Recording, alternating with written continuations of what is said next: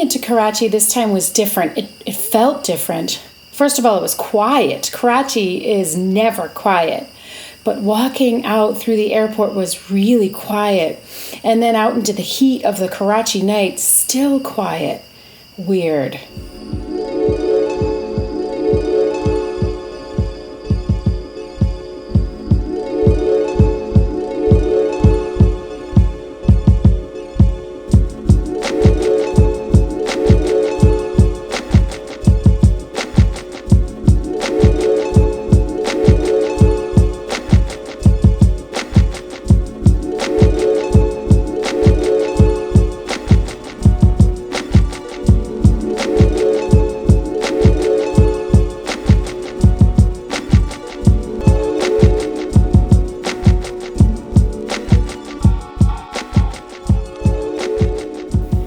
We had heard that things had been tense and that there had been riots and uprisings, and from the looks of it, people were home. Everyone was home. Rafay's brother sent a driver to pick us up and bring us to PC, to Pearl Continental, but as we packed into the car, me, Rafay, Siren, Zayan, we were all sweaty from just a few minutes of being outside. He informed us that he didn't know if he could get there tonight. The roads are closed and there are tires burning, people are rioting, and it's not safe.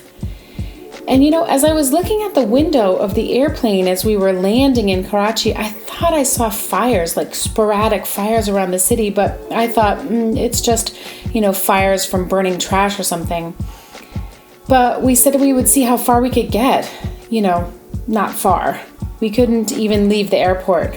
The road was closed and we could see from where our car was stopped that there were people running around. It was up ahead on the road and there were stacked tires all the way across the road and they were set on fire.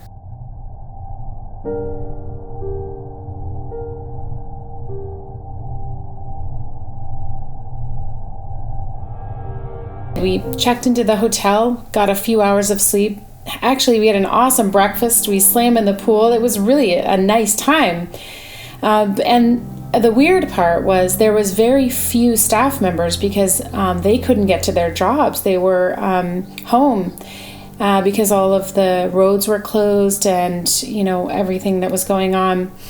But, people manage. Everyone manages in Karachi. Everyone was just calm. They were just, going about their business. It always amazes me how adaptable Pakistanis are. This is not a country of people freaking out. It just doesn't happen. It's such a positive trait.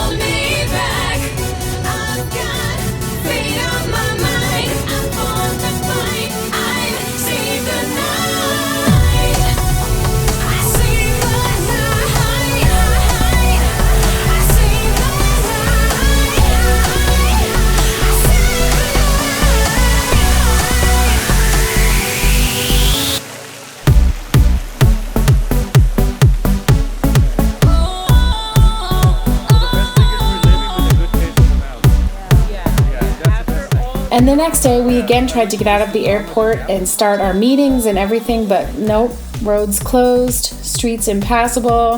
There were large empty tankers blocking the roads that they put there to quell the violence by the military. So it was another day of swimming and having buffets and talking with other guests.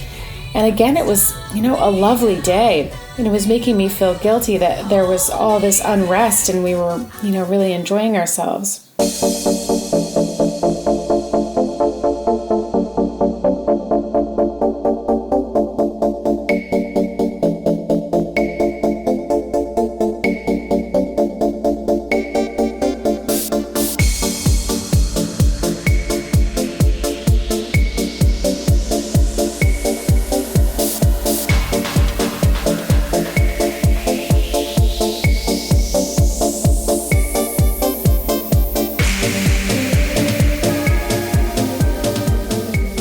was the time of the elections, and there was a lot of drama, and there were many different parties were having rallies, and there was sporadic violence, but the military was really taking control of Karachi. It was a difficult time.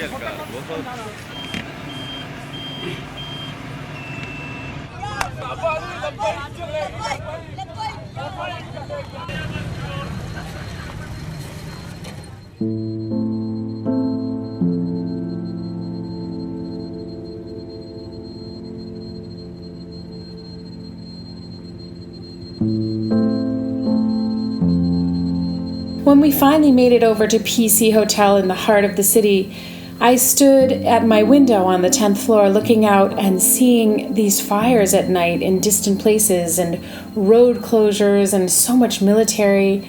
There was checkpoints getting into the hotel, checkpoints with bomb-sniffing dogs and massive large containers blocking the entrance to hotels to block any blasts or suicide bombing attempts. And there was just so much military and paramilitary with like submachine guns. I had never seen the city like this. This is not the place where we had our shadi and where we spent so many summers and we come for other shadis, and I had never seen it like this.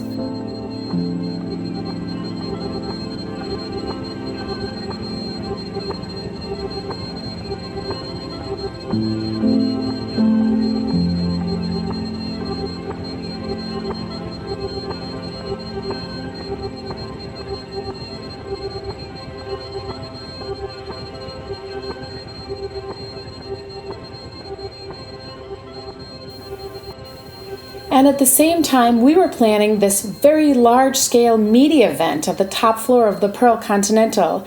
We had planned to write with Anwaar Maqsood and Ashaad Mehmood, our collaborators, and so this was what we were going to try to do, and it was looking so iffy at this point.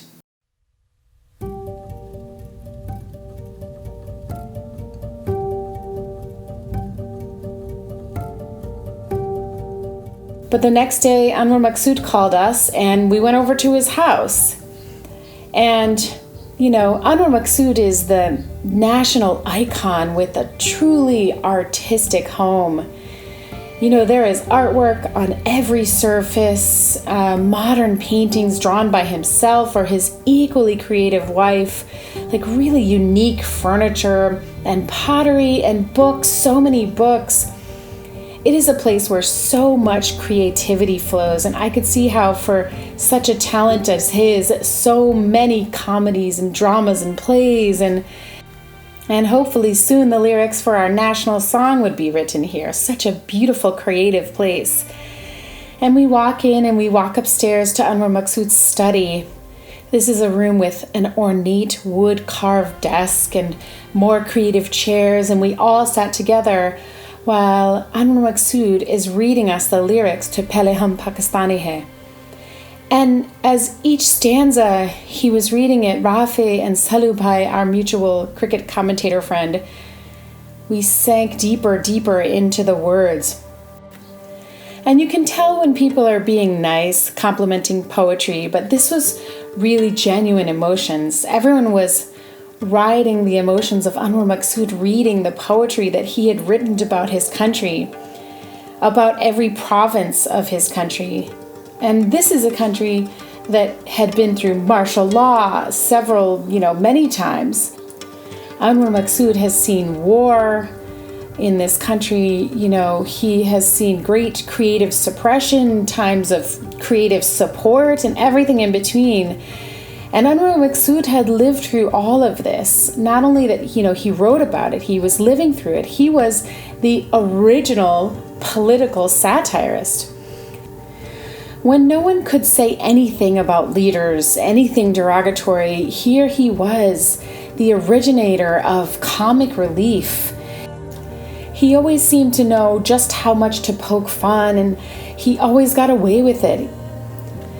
He was always too funny and too smart and too much of a national icon to prosecute.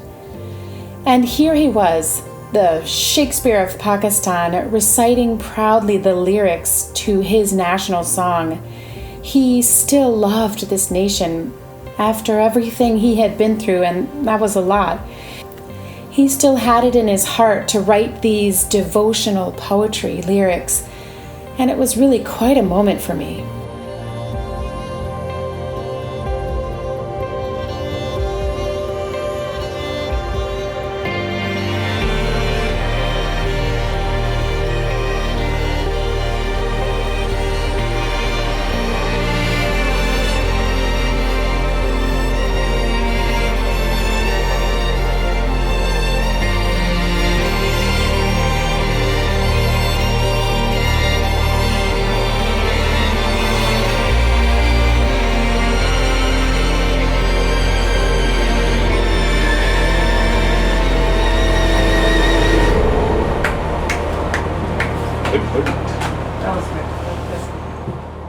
और जो अपना vision है जो उसको महसूस करें, उस पे वॉइस ओवर चल रही है जो ये लिखेंगी.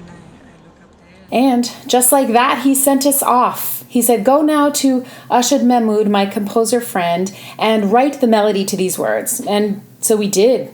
Me and Rafay went over to the National College of Arts, where Ashaad Mehmood is the director. He runs this wonderful college. And we sat down in his office holding Anwar Maqsood's lyrics. And then off we went to his recording studio where so many songs have been written. And we spent many hours hearing about, history. About Faiz Ahmad Faiz, the great poet of Pakistan, whose words are appreciated all over the world, and who was a great friend of Ashaad Mehmood Saab. And we talked about how painful it was when he was imprisoned. He talked about getting a phone call from his friend after hearing that he had been nominated for a Nobel Peace Prize. And the stories about being an artist in Pakistan. Ashaad Mehmood Saab was an actor on soaps, and he had been an actor for some time in Pakistan. And then he began composing ghazals, like traditional classical songs with Faiz Ahmad Faiz lyrics. And then we sang. We wrote, and he composed a melody, and just like that, it was perfect. It was, writing to his old friend's poetry. And then Anwar Maqsood Saab came over to hear it and to see if he liked it, and he did. And so we practiced it over and over, and I practiced it, and then we recorded it. And it was, for me, musical bliss.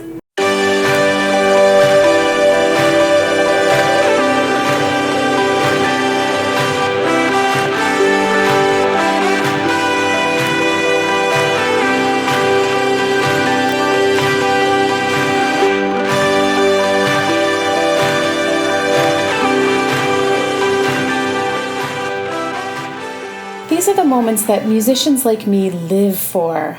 This is what it is all about.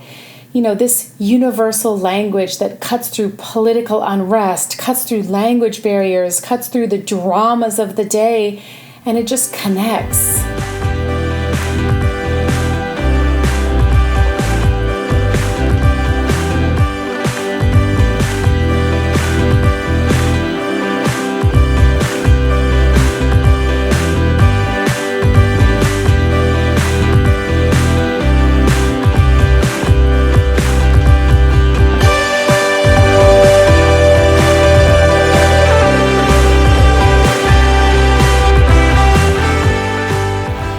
History and the present, patriotism and a foreigner, East and West. These musical moments are universal. It's what connects us all.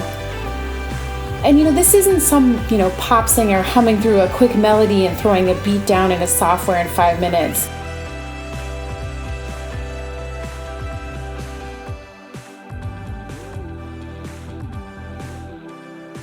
These are musical, lyrical legends applying their life lessons, their life struggles, their life triumphs, and swirling them up and applying them into this moment.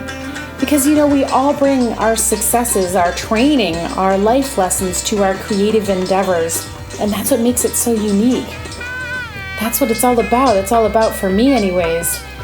It's not about a famous Pakistani lyricist or an accomplished Pakistani composer. It's not about my Los Angeles-based music producer or my killer guitar-playing friend from Boston Symphony Orchestra It's not about the Berkeley music producer or the musicians from the rural villages from each province of Pakistan playing their indigenous instruments like they had done so many times before. It's about all of us.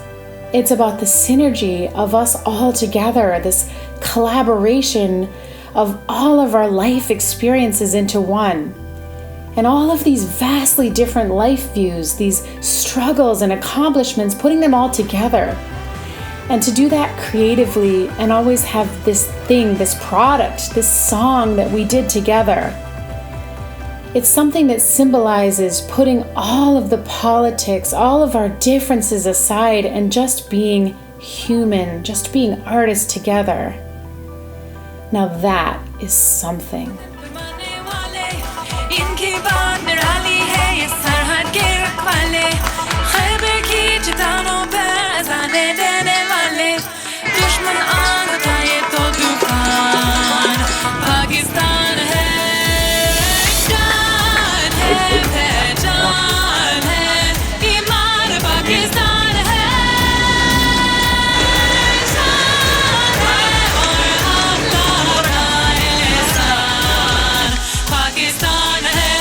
Yes, challenge.